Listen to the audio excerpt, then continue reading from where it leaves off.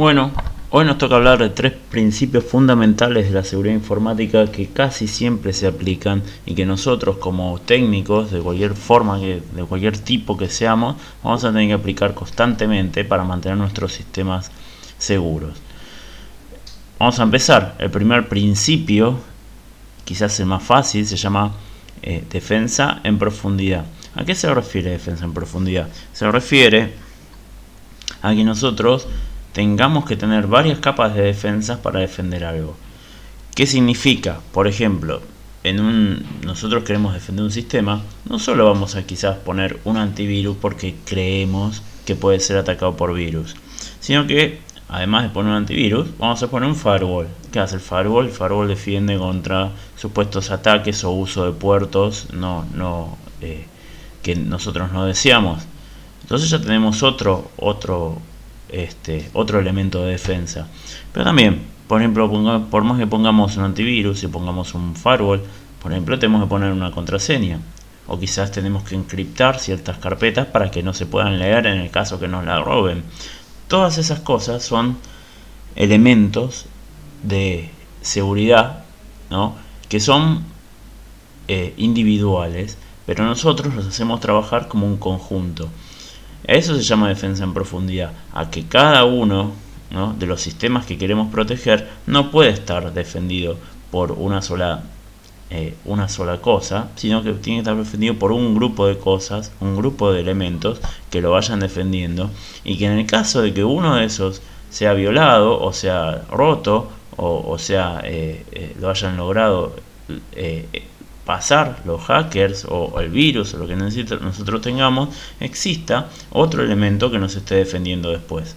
Es un poco parecido, siempre tomo este mismo ejemplo, es un poco parecido cuando nosotros queremos cuidar nuestra casa para que no entren ladrones. Hay muchas formas de cuidarla, ¿no? Claro. En general, ¿a ustedes les parecería bien tener una sola puerta con una sola cerradura y que luego esté toda la casa? No, tomamos otras medidas. Por ejemplo, si tenemos una puerta, vamos a poner, por ejemplo, delante de esa puerta quizás una puerta de reja. Si vamos a tener solo una sola puerta, vamos a poner varias cerraduras o algún tipo de gancho o algo para evitar que se abra. Además, ¿qué otras cosas podemos hacer? Podemos poner cámaras de seguridad para disuadir, podemos poner una alarma. ¿Está bien? Todo eso es adicional. ¿Qué significa eso? Que quizás una persona que haya roto una puerta y haya logrado entrar, ¿no?, haga sonar una alarma y eso lo disuada de irse, o que vea cámaras y eso lo disuada de irse, o lo que sea. Eso es el principio de defensa en profundidad. Cuando nosotros tenemos que defender un activo de seguridad informática, no podemos quedarnos con defenderlo con una sola cosa, sino que tenemos que ir agregando diferentes capas de seguridad que lo protejan. Parecería el ejemplo más básico de lo que queremos ver, pero es muy importante porque ustedes, cuando generen algún software o estén trabajando para proteger algún sistema, tienen que recordar siempre este principio y no pensar que con un solo elemento de seguridad basta o alcanza, sino que tienen que ir acumulando grupos de elementos de una forma que proteja al sistema completamente. El principio número 2 que vamos a ver es el mínimo permiso necesario. Este también es un principio muy importante que nosotros vamos a estar usando todo el tiempo mientras seamos técnicos, o inclusive hasta a veces si no somos técnicos somos simplemente empleados de cualquier empresa que trabajamos con elementos informáticos. ¿Qué significa mínimo permiso necesario?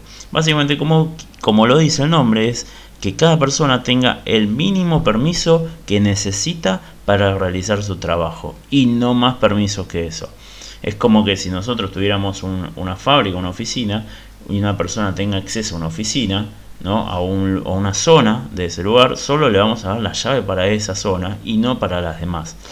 ¿Por qué? Porque es una forma de aumentar la seguridad, es una forma de evitar que una persona entre donde no queremos que entre, o realice o se equivoque, o quizás haga un trabajo o haga algo mal, o sea, a propósito. Porque no se tienen que olvidar que muchas veces los ataques de seguridad informática vienen desde adentro de las empresas. Entonces, ya sea porque una persona está malintencionada, o ya sea porque simplemente se equivoca, nosotros tenemos que tratar de darle el mínimo permiso necesario para que no pueda hacer cosas que no le correspondan. Ese es el caso, por ejemplo, de una empresa donde hay informática, donde hay un montón de personas que trabajan, pero tienen diferentes roles. Algunos pueden ser programadores, otros son técnicos de desktop, o sea, que ayudan al cliente, por ejemplo, a configurar un mouse o algo sencillo. Otros son técnicos de servidores, administradores de servidores, otros son administradores de la red. Sería tonto pensar que un técnico que es un junior, quizás recién empieza y es el técnico de desktop que ayuda al cliente, le demos permisos para reiniciar un servidor. Porque el servidor, cuando se reinicie, va a afectar quizás a decenas o hasta cientos o quizás hasta miles de personas, ¿no? Entonces, esa persona no puede tomar la decisión, el técnico que configura un mouse no puede tomar la decisión de reiniciar un servidor. ¿Quién tiene que tener permiso únicamente para reiniciar un servidor? Los administradores de servidores. Así como quizás los administradores de servidores no pueden tener permiso para modificar algo en un switch de la red o un router de la red. ¿Por qué? Porque si modifican un parámetro en un switch y se equivocan o no saben lo que están haciendo, lo que va a terminar pasando es que afecten la comunicación de cientos de personas o toda la empresa. Así también, ninguno de esos debería tocar, por ejemplo, el código que genera un programador, porque si cambiamos el código, después el programador no va a saber qué pasó, no va a funcionar el programa y se va a volver loco. Entonces cada persona dentro de una organización tiene que tener los permisos solamente para lo que tiene que hacer.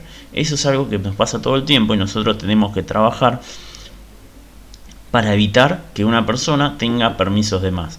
Se hacen controles, se revisan las cosas y se intenta sacar permisos. Eso generalmente genera complicaciones, porque cuando vos le sacas permisos a una persona, lo que pasa inmediatamente es que esa persona se viene a quejar porque ya no puede hacer lo que hacía. Ahí es donde vos tenés que discutir o ver si realmente necesitaba hacer eso o no, si realmente tenía más permisos de lo que necesitaba. Pero siempre, ¿no? Vamos a intentar reducir los permisos que tienen las personas, ¿no? A lo mínimo indispensable. Y ese es el segundo principio. Todo el tiempo, cualquier persona que tenga la cabeza de seguridad informática va a estar tratando de reducir los permisos. En el caso que le toque dar permisos a alguien, solo le va a dar lo mínimo indispensable. Y si eso no le alcanza, esa persona va a tener que quejarse y tendríamos que ver por qué te necesita más permisos. Eso trae más trabajo, claro, pero también trae más seguridad. El tercer principio es el de minimizar la superficie de ataque. ¿Qué significa minimizar la superficie de ataque? Significa que cuanto menos cosas tengamos disponibles, ¿no? Para que sean atacados, mejor. Me imagino así. O sea, yo sé que todos queremos ventanas en nuestras casas, pues son lindas y entra la luz solar, pero imagínense una casa que tiene grandes ventanales, ¿no? Y que quizás no están protegidos, o quizás que porque tengan grandes ventanales uno se piensa, ¿no?, que va a tener que protegerlos. Ese es el caso que sucede en informática. En los sistemas, en las computadoras, hay un montón de software que quizás no tenga que estar o no es necesario que esté, pero a uno le gusta tener diferentes programas, instalando cosas y estar siempre preparados, pero la verdad que hay ciertos programas que no tendrían que estar. ¿Qué sucede con eso? Sucede que si nosotros tenemos programas en nuestra computadora, ya sean los que son necesarios y los que no, todos los programas en general tienen problemas de seguridad a la larga, porque tienen bugs que están mal programados, o con el correr del tiempo se han encontrado vulnerabilidades que no creíamos que estaban al principio. ¿Qué son las vulnerabilidades? Son pequeños agujeros o problemas que pueden causar que alguien ajeno, o un virus, o un troyano, o un malware, o un hacker directamente las aproveche para entrar al sistema o para hacer algún daño. En general las vulnerabilidades no están creadas a propósito, algunas sí, muy pocas, pero en general no están creadas a propósito, son errores que suceden mientras se programan y se van corrigiendo con el tiempo. Pero si nosotros tenemos software instalado en nuestras computadoras y eso no está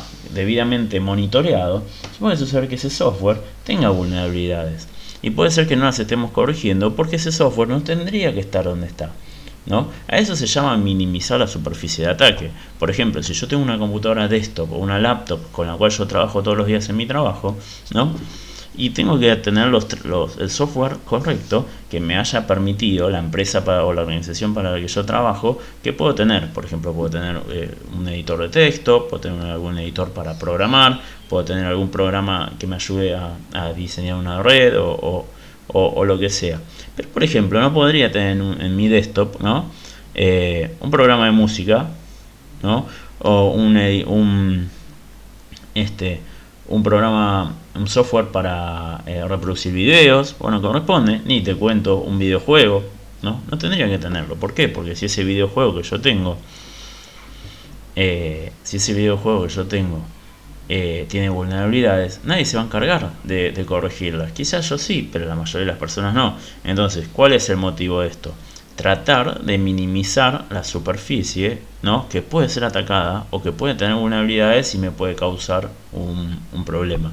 En este caso, ¿cuál es el consejo? ¿Cuál es la resolución? Que no tiene que haber nada en las computadoras que no sea estrictamente necesario para lo que vamos a usar.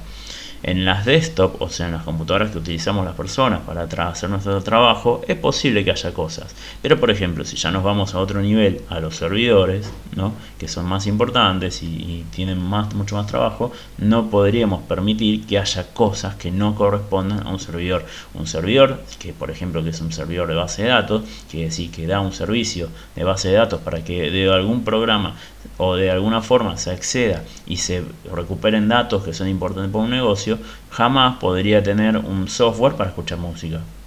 ¿Está bien? No tiene ningún sentido y no tiene ninguna razón, y lo único que estarías haciendo es abrir ventanas que posiblemente en algún momento podrían ser atacados. Cuanto más minimicemos todas esas ventanas, minimicemos esa superficie de ataque, más posibilidades vamos a tener, menos posibilidades, quiero decir, vamos a tener que nos ataquen. No van a ser imposibles porque siempre todos los software van a tener vulnerabilidades, inclusive los que necesitamos para hacer nuestro trabajo. Pero así, si solo son los que necesitamos para hacer nuestro trabajo, nosotros vamos a achicar el espectro de posibles software con vulnerabilidades y eso nos va a ayudar. Así que esos son los tres principios, los deberíamos seguir todo el tiempo, ¿no? Y tenerlos en cuenta todo el tiempo que aplicamos algo de seguridad informática. Defendernos en profundidad, o sea, con varias capas de defensa, darle a las personas los mínimos permisos necesarios para que puedan hacer lo mínimo indispensable, ¿no? Y al fin y al cabo, remover todo lo que no corresponda, todo el software que no corresponda o que no utilicemos o que pensamos que está de más. Así que espero que lo hayan entendido y cualquier cosa me preguntan. Nos vemos.